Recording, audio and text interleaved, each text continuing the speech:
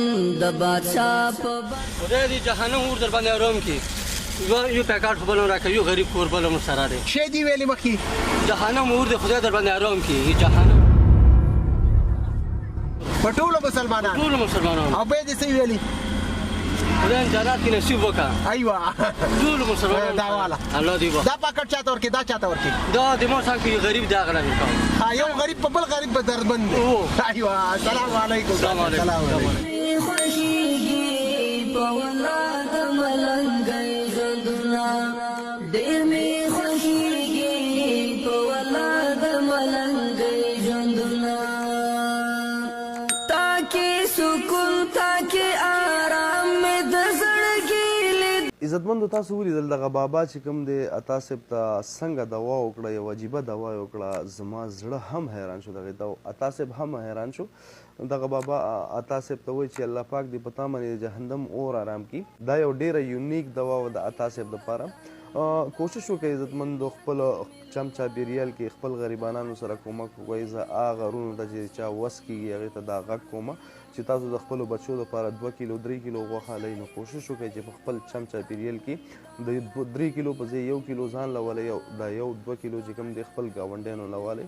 یقینا ستاسو په چاپېریال کې به داسې غریبانان وي چې هغوی به په کلونو مطلب د یو غټ اختر نه واله تر بل غټ اختره پورې به هغوی غوښه نه وي لیدلي. هغوی به هم زړه کېږي چې موږ مطلب دغه غوښه وخورو، خو هغوی له به الله پاک وس نه وي ورکړی. یقینا چې دا په تا هم امتحان دی او په غریب رور هم امتحان دی. کوشش وکړه چې کوم مال تعالی الله پاک درکړی هغه په خپل ژوند باندې په غریبانانو باندې تقسیم کړه. دغه لږې پیسې، دغه 100 پیسې به ستا په آخرت لپاره ډېر زیات کار اولو به وي. راځئ دغه ویډیو ګورو. د عطا صاحب دغه ویډیو ډېره زبردسته ویډیو وه. ومې غوښته چې په دې باندې ویډیو وکړم. عطا صاحب رالو میلې ته او 2 مالونه یې واغسته، هغه یې ذبح کړه او هغه غریبانان وروڼه کوم چې په بازار کې په دغه بازار کې جوالیتوب کوي، کراچۍ چلی، د هغې سره یې دغه غوښه تقسیم کړه.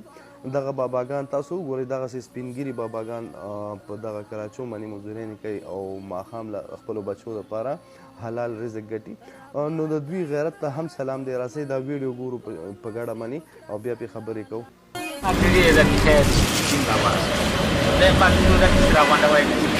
ایمان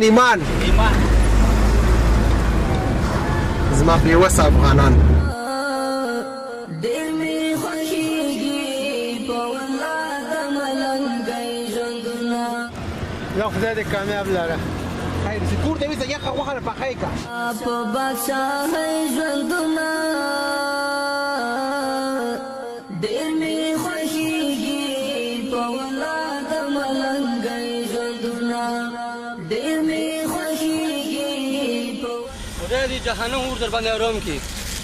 یو پیکاټ خو بل هم راکوي، یو غریب کور بل هم سره دی. شی دې ویلې مخکې جهنم ور دې خدای در باندې آرام کړي. جهنم ور په ټولو مسلمانانو ټولو مسلمانانو او به دې څه ویلي خدای جنت کې نصیب وکړه. ایوه ټولو مسلمانانو دا والا الله دې وکړي. دا پاکټ چاته ورکې دا چاته ورکې دا د مو څنګه یو غریب دا غلا وکړ. یو غریب په بل غریب به دربند دی. عزتمندو تاسو وګورئ دغه سپینګیري چې کوم دی دا د دې وخت نه دی چې په دې عمر کې کار وکړي، خو یقینا دوی به غریبانان وي، دوی به وس نه لري. د عطا صاحب پرنګې زوی لري دوی. یقینا په افغانستان کې چیرې فاونډیشن چې دی ډېر زیات دي. یقینا افغانانو سره په صداقت سره چې کوم دی مرستې کوي. زه به د دوی نه یو څو نومونه وایم چې ډېر زبردست انسانان دي، لکه عطا صاحب، جاوید ابراهیمي او داسې نور هم شته دي. ما مخکې هم ویلي دي، بیا هم چې عطا صاحب چې دی الله پاک د انسان په روپ کې چې کوم دی عطا صاحب فرښته دې دنیا ته رالیږلې ده. یقینا عطا صاحب تل خیریه کارونه کړي دي. عطا صاحب چې کوم دی تل د غریبانانو مرستې کړي دي. دوستانو د عطا صاحب په ژوند باندې که خبرې موږ کوو نو دا ډېرې کمې دي. عطا صاحب تل د غریبانانو مرستې کړي دي. دوستانو ومې غوښته چې په عطا صاحب باندې یو بله ویډیو وکړم. د ستاسو د کتل نه جهان مننه. که نوي راغلي یې زموږ یوټیوب چینل جاوید افغان آل ان ون در سره سبسکرایب کړئ، زموږ پیج در سره فالو کړئ.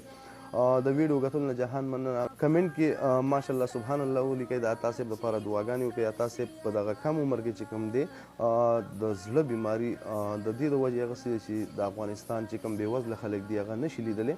د افغانستان چې کوم غریب یتیم خلک دي د هغوی ویډیوګانې چې کوي د ډېر خفګان د وجې نه هغه چې کوم دی د زړه بیماري اخیستې ده. دوستانو د ویډیو کتلو نه جهان مننه.